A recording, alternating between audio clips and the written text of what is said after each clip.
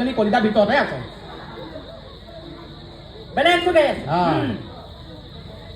taxi গাড়ী লৈ যাম চিলাঙাত আয়ে দেহি তয়ো যাবি লাগা এনে তোৰ হাতত কেইটকা আছে সসুৰা 10 रुपया পা এফালে আছোন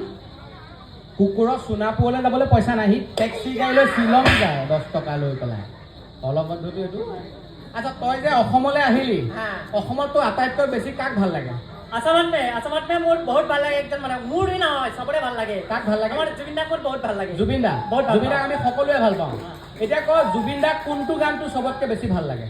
এইটো যে ইয়ালি গানাটো বহুত ভাল লাগে অকল জুবিন দা ইয়ালি গানটোহে ভাল পাওঁ নহয় নেশ্যনেল মিডিয়াত তো বহি কাহি থাকে যি ইয়ালি বালা সিংগাৰ কথাটো অকল জুবিনাক ইয়ালিৱালা সিংগাৰ বুলিহে জানো মানে মই সেইটোই জানো এতিয়া তহঁতৰ নেশ্যনেল মিডিয়াক এটা কথা কৈ দিব পাৰিবি নেকি কাহি দিম আজি আমি কওঁ ইয়াতে কৈ দিবি দেই 90ৰ দশকত যেতিয়া অসমত আন্দোলন আৰু বিদ্ৰোহে চানি ধৰিছিল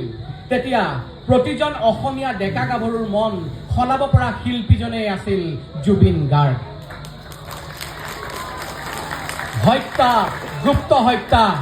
সন্ত্ৰাসবাদে জৰ্জৰিত কৰা অসমৰ প্ৰতিখন গাঁৱৰ প্ৰতিটো চুবুৰীত যেতিয়া কান্দোনৰ ৰোল বৈছিল তেতিয়া সংগীতৰ বিপ্লৱেৰে প্ৰতিজন বিদ্ৰোহীৰ মনৰ পিশাচবোৰক বধ কৰা শিল্পীজনেই আছিল জুবিন গাৰ্গ ঘৰ এৰি ওলাই যোৱা পাহুৱাল ডেকাবোৰৰ মন সলাই নিজৰ গীতৰ যাদুৰে অস্ত্ৰ পেলাই ঘৰলৈ উভতাই অনা শিল্পীজনেই আছিল জুবিন গাৰ্গ বানপানীৰ সময়ত আকালৰ সময়ত দুখীয়াৰ মাজত থাকি দুখীয়াক সহায় কৰা দুখীয়াৰ স্বাস্থ্য অসহায় ল'ৰা ছোৱালীৰ পঢ়া শুনা দুৰ্বলজনৰ জীৱিকাত কোনো ধৰণৰ শ্ব' অফ নকৰাকৈ নিজৰ সৰ্বস্ব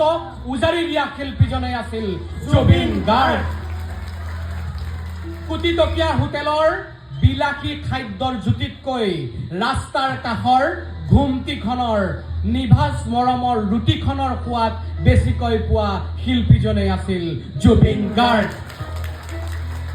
জুবিন গাৰ্গে ন্যায় পাবই লাগিব জুবিন দাৰ ন্যায়ৰ বাবে আমি সদায় যুঁজি যাম ঈশ্বৰৰ ওচৰত প্ৰাৰ্থনা কৰি যাম তেওঁৰ চিন্তাক আমি কেতিয়াও সাগৰ তলিত শুই পৰিবলৈ নিদিওঁ তেওঁৰ চিন্তাক আমি ইউকেলিপ্টাছৰ শিখৰলৈ তুলি দিয়াৰ দায়িত্ব প্ৰতিজন নৱযোদ্ধাৰ প্ৰতিজন অসমীয়াৰ আমি অস্ত্ৰেৰে নহয় আমি শব্দৰে যুঁজিম আমি জুবিন দাৰ নতুন অসম গঢ়িম জয় আই অসম